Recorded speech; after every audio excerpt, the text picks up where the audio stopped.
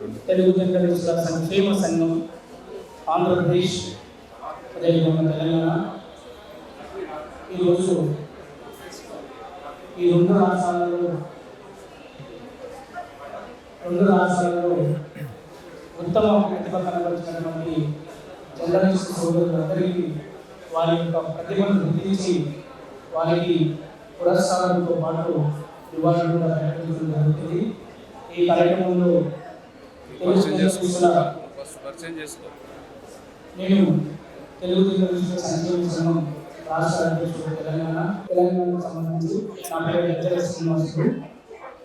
ఈ తెలుగు జర్నలిస్టుల సంక్షేమ సంఘం జాతీయ అధ్యక్షుడు శ్రీ మేడవరపు రంగనాయకులు గారు, అదేవిధంగా తెలంగాణ జర్నలిస్టుల సంక్షేమ సంఘం వ్యవస్థాపక అధ్యక్షుడు శ్రీ ఆనంద్ వెంకటేశ్వరరావు గారు, అదేవిధంగా తెలుగు జర్నలిస్టుల సంక్షేమ సంఘం తెలంగాణ రాష్ట్ర గౌరవ అధ్యక్షుడు శ్రీ విద్యల జితేందర్ గారు, అదేవిధంగా తెలుగు జర్నలిస్టుల సంక్షేమ సంఘం ఆంధ్రప్రదేశ్ ఉపాధ్యక్షుడు సుబ్బారావు గారు, తెలంగాణ ఉపాధ్యక్షుడు గిలకంతుల శ్రీనివాస్ గారు, అదేవిధంగా సూపర్ టీవీ ఎండి శ్రీనివాస్ గారు, మీడియా కన్వీనర్ బాపట్ల కృష్ణమోహన్ గారు ఈరోజు ఈ కార్యక్రమంలో పాల్గొనడం జరిగింది.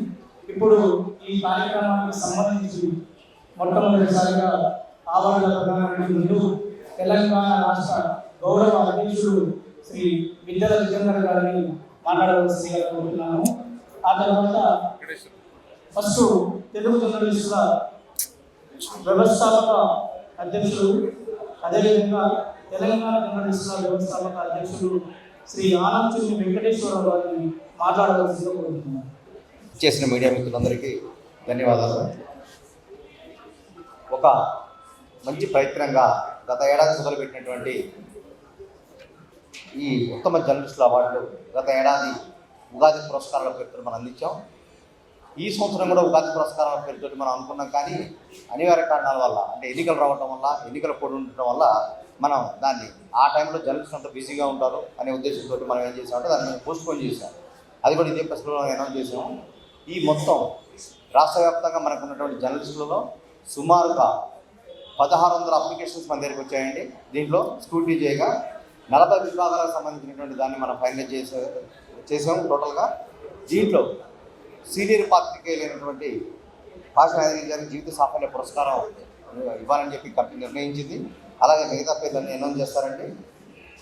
ఏదైతే మనం చేస్తున్నటువంటి ఈ ప్రయోగాలకు ఏదైతే ఉందో ఇది ఒక చిరు ప్రయత్నం. మనకి జర్నలిస్టులలో ఎంతోమంది, అంటే చాలామంది జర్నలిస్టులు చాలా వేలాది వార్తలు రాయడం మనం చూస్తున్నాం. కాబట్టి దీంట్లో మంచిగా మన్నిక కలిగినటువంటి వార్తలు, పరిశోధనాత్మక కథనాలు, మానవీయ కోణంలో ఉన్నటువంటి వార్తలు మనం తీసుకోవడం జరిగింది.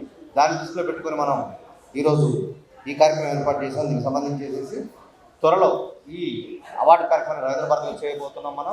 మన retired supreme court retired justice LV Ramana గారు, ఇంకా మిగతా ముఖ్య అతిథులందరినీ కూడా మనం ప్లాన్ చేస్తున్నాము. ముఖ్యమంత్రి గారిని, మళ్ళీ అలాగే సమాచార శాఖ మంత్రి పొంగులేటి శ్రీనివాస్ రెడ్డి గారిని అందరూ కూడా మనం ఇన్వైట్ చేద్దామని చెప్పి ప్లాన్ చేస్తున్నాము. ఇక ఇలాంటి ప్రయత్నాలని మిగతా జర్నలిస్ట్ సంఘాలు, అట్లే ప్రసార కార్మికులు కానివ్వండి, మిగతా వాళ్ళు కానీ చేస్తే ఎక్కువ మంది జర్నలిస్టులకు ప్రోత్సహించినట్టు అవుతుంది. జస్ట్ ఇక్కడ మేము అనౌన్స్ చేసేది ఏదైతే ఉంటుందో ఈ 40 విభాగాలకు సంబంధించినటువంటి పెద్దలు అనౌన్స్ చేస్తారు. ఇది 2 తెలుగు రాష్ట్రాల్లో ఉన్నటువంటి, అంటే అక్కడ తెలుగు జర్నలిస్టు సంక్షేమ సంఘం ఆంధ్రప్రదేశ్ తెలంగాణ విభాగాల వార్డు, తెలంగాణ జర్నలిస్టు సంక్షేమ సంఘం పేరుతోటి మనం, అంటే 2 జర్నలిస్టు సంక్షేమ సంఘాలు సంయుక్తంగా మనం చేస్తున్నప్పుడు ప్లాన్ చేసాం. దీనికి సంబంధించేసి చాలా కేటగిరీలు, డిఫరెంట్ కేటగిరీస్లో ప్రతిభ చూపించినటువంటి వాళ్ళందరికీ కూడా జర్నలిస్టులకి ఇది ఇప్పుడు అవార్డు రాలేదని నిరుత్సాహపడకుండా, ఇది నిరంతరం జరుగుతున్న ప్రక్రియ కాబట్టి డెఫినెట్గా డిసప్పాయింట్ లోన్ కావాల్సిన అవసరం లేదు.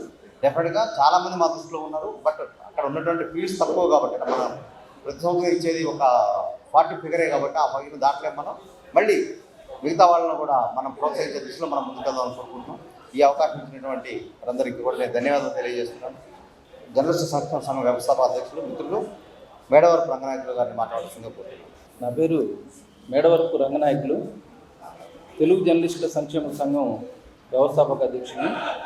అర్ధరాత్రి చిమ్మ చీకట్లో చితికిన బతుకుల గాథలను ప్రపంచానికి పరిచయం చేసే జర్నలిస్టులు వారి కుటుంబంలో కమ్ముకున్న చీకట్ల గురించి ఆలోచించరు.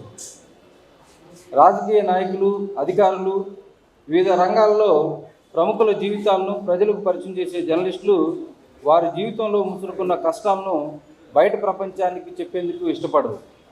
నలుదిశల వార్తల సమాహారాన్ని ప్రజలకు హారంగా అందించి మార్పు కోసం తప్పించే జర్నలిస్టులు వారి కుటుంబాల్లో మార్పు కోసం ఏనాడు పాకులాడు.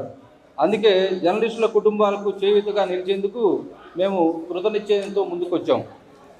ఉభయ తెలుగు రాష్ట్రాల్లో పనిచేస్తున్న జర్నలిస్టుల సంక్షేమాన్ని దృష్టిలో ఉంచుకొని ఐక్యత, సంక్షేమం, భరోసా నినాదాలతో తెలుగు జర్నలిస్టుల సంక్షేమ సంఘం అంకురార్పణ జరిగింది. ప్రతి తెలుగు జర్నలిస్టులకు సామాజిక రక్షణ, ఆర్థిక రక్షణ, ప్రాణ రక్షణ, ఆరోగ్య రక్షణ తప్పనిసరి. అందులో భాగంగా తెలుగు జర్నలిస్టుల సంక్షేమం కోసం అనేక కార్యక్రమాలు గత 2 సంవత్సరాలుగా చేస్తున్నాం. అదేవిధంగా ప్రజల కళాన్ని తన కలంగా మార్చుకొని వివిధ విభాగాల్లో ఉత్తమ సేవలు అందించిన జర్నలిస్టులకు తెలుగు జర్నలిస్టుల సంక్షేమ సంఘం ఉగాది పురస్కారాలతో గత ఏడాది పట్టం కట్టింది. ఇలా ఉభయ తెలుగు రాష్ట్రాల్లో ప్రతిభ కలిగిన జర్నలిస్టులను అవార్డులతో పాటు అంటే పురస్కారాలతో పాటు నగదు పురస్కారం కూడా అందజేసి వారిని గౌరవించింది. గత ఏడాది ఆంధ్రప్రదేశ్ రాష్ట్రంలో గుంటూరు జిల్లాలో గుంటూరు నగరంలో ఉత్తమ జర్నలిస్టులకు ఉగాది పురస్కారాలు కార్యక్రమం నిర్వహించడం జరిగింది. ఈ కార్యక్రమానికి నా మాజీ